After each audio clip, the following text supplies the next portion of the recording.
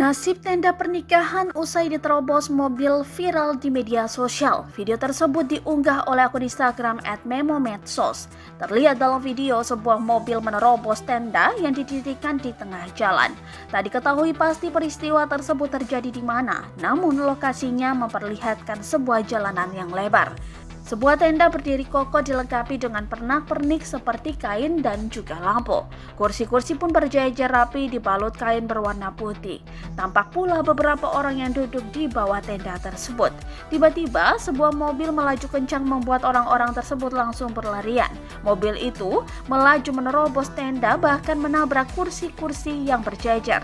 Sementara mobil lainnya melaju di samping tenda. Video tersebut menuai perhatian warganet hingga banyak menanggalkan komentar yang beragam.